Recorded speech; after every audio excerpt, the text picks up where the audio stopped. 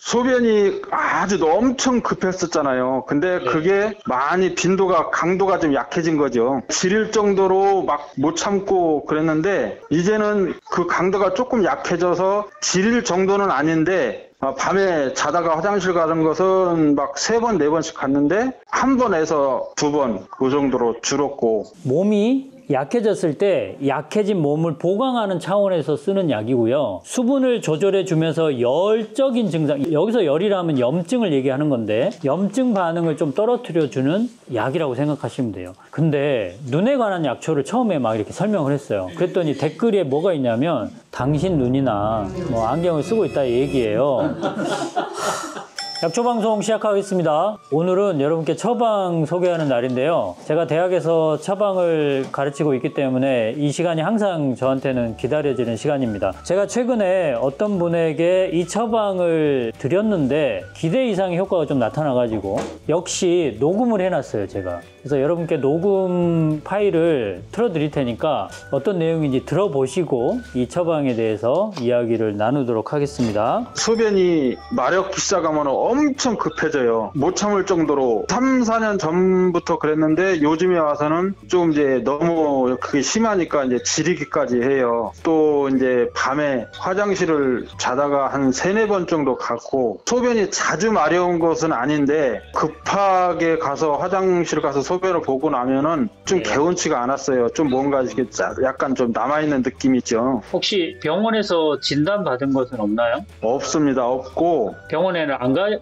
건가요? 아니면 진단명이 안 나온 건가요? 아니요. 그때 병원을 몇 년 전에 갔는데요. 약을 준다고 하더라고요. 약을 먹을래냐고 물어보더라고요. 그래서 약을 어떻게 먹냐고 물어보니까 이거는 한번 먹으면 평생 먹어야 된대. 저 고혈압약처럼. 그래서 제가 그렇게 약을 꼭 먹어야 될 정도냐 그랬더니 참아볼 수 있으면 참아보고 약을 원하면은 주겠다 그러길래 그럼 그냥 놔두세요 그랬어요. 뭐 그냥 식이요법도 해보고 뭐 참는 것도 해보고 뭐 별 저기를 이제 여러 가지를 이제 해봤죠. 근데도 안 돼요.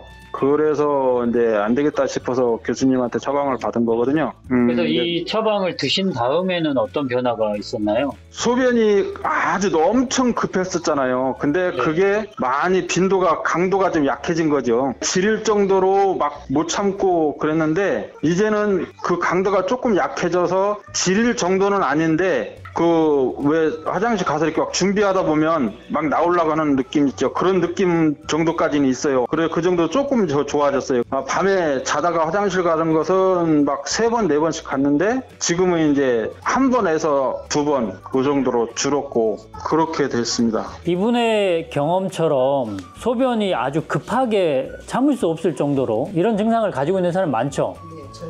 네, 절박뇨라고 하잖아요. 근데 이 증상이 어떤 질환에서 많이 발생할 수 있냐면 방광염에서도 발생할 수 있고요. 또 다른 질환에서 발생할 수 있는데 이분이 남성이잖아요. 근데 어떤 질환이었을까요? 전립선 기대증. 전립선 쪽이었죠. 왜냐하면 이분이 얘기한 걸 보면 병원에서 약을 먹되 거의 평생 먹어야 된다라고 했던 거를 보면 방광 쪽의 문제는 아니었을 것 같고 전립선 쪽 문제였을 것 같아요. 근데 오늘 여러분께 소개하는 이 처방이 사실은 이 전립선에도 쓸 수 있는 이 처방인데요. 처방 이름은 육미지황환입니다.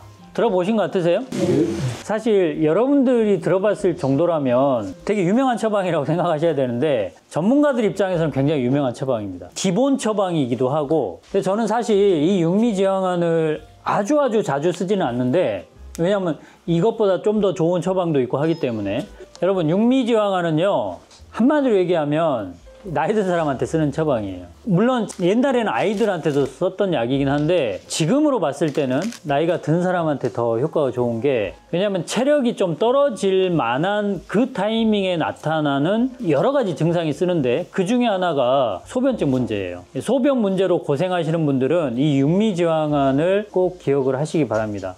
이 환이라는 맺은 말이 환이잖아요. 그렇기 때문에 환으로 먹어도 되는 약이고 저는 이분한테 이제 달여서 드렸거든요. 탕으로 먹어도 되는 약입니다. 둘 다 가능한 약이에요. 근데 육미지황환에 어떤 약초가 들어가는지 여러분 다 아실 거니까 제가 한번 얘기해 볼게요. 숙지황 아시죠? 산약 아시나요? 산약은 마의 뿌리입니다. 그리고 산수유 아시죠? 이 3개 나왔어요. 그 다음에 목단피 아세요? 목단의 무슨 껍질? 뿌리 껍질. 그 다음에 텍사. 텍사 최근에 저희 방송에서 나왔거든요. 이 순천에서 재배를 많이 하는 텍사. tek사라고 이 택자가 연못 택자예요. 연못에 있는 물을 이렇게 쏟아버리다는 뜻이거든요. 그러니까 몸 안에 있는 물을 비워버린다는 뜻이에요. 근데 마지막이 복령입니다. 복령은 아시죠? 이 6가지 약으로 구성되어 있는데 첫 번째부터 세 번째 나오는 숙지황, 산약, 산수유는 몸이 약해졌을 때 약해진 몸을 보강하는 차원에서 쓰는 약이고요. 나머지 3가지 목단피, 텍사, 복령은 수분을 조절해 주면서 열적인 증상, 여기서 열이라면 염증을 얘기하는 건데 염증 반응을 좀 떨어뜨려 주는 약이라고 생각하시면 돼요. 즉 한마디로 얘기하면 내가 나이가 들어서 노화가 진행되었고 그럼 기능이 떨어질 거 아니에요? 그 과정에서 그 결과물로 어딘가에 염증 반응이 일어난다. 이분 같은 경우는 전립선 염 또는 전립선 비대증 또는 방광염에도 사용할 수 있고 이러한 증상이 있을 때 사용하는 약이 육미제왕환이라고 생각하시면 될 것 같습니다. 지금 여기 계신 분들이 이제 절박뇨로 고생하실 분들은 아닌 것 같아요. 지금 나이상으로 봤을 때 나이가 여기서 한 플러스 10 또는 많게는 20이 되시면 아마 절박뇨로 고생하실 수도 있는데 그때 기억을 하시기 바랍니다. 궁금한 점 있으세요?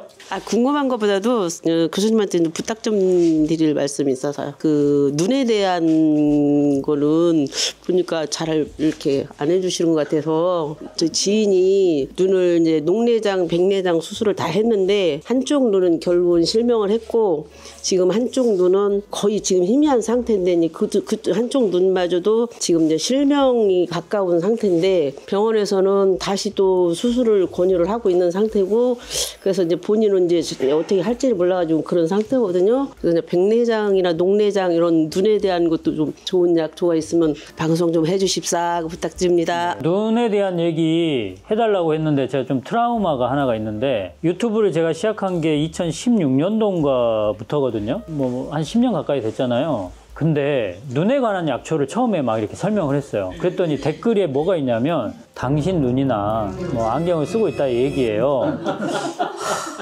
기분이 좀 이상하더라고요. 그래서 좀 공부를 열심히 했을 뿐입니다. 그래서 사실 눈에 좋은 약초는 뭐 여러분이 아시다시피 뭐가 있어요?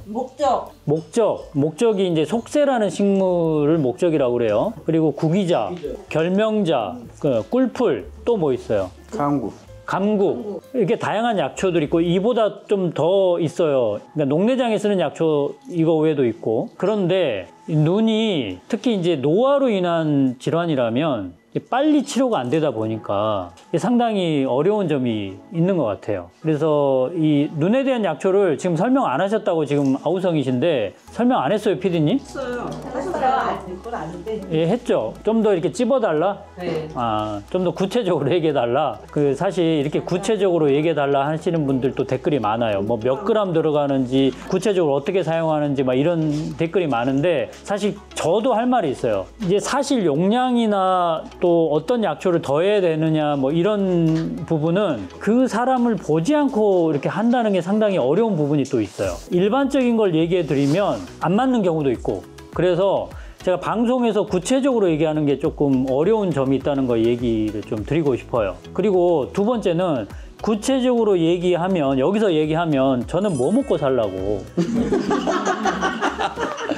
농담입니다. 사실 사람을 보고 상담해 주는 것과 그렇지 않은 거는 차이가 많아요. 그래서 이 부분은 이해해 주시고 일반적으로 얘기해 드릴 수 있는 것들은 드리죠. 예를 들면 결명자하고 구기자는 누구나 드셔도 어느 정도는 괜찮아요. 구기자는 제가 하루에 한 40g까지 드셔도 된다고 얘기를 하잖아요. 많이 드셔도 관계없다고 얘기를 하거든요. 구기자 한 40g 그리고 결명자 한 10에서 많게는 20g 이 두 가지만 이렇게 달여 드셔도 꾸준히 드신다면 도움이 되니까 이렇게라도 하시고 안 되면은 상담을 하시기 바랍니다. 오늘 영상도 여러분께 도움이 됐기를 바라고요. 저는 다음 시간에 조금 더 좋은 약초로 여러분께 돌아오도록 하겠습니다. 약초 방송 저희가 여러분께 도움이 됐다면 항상 해주셔야 될 게 있습니다.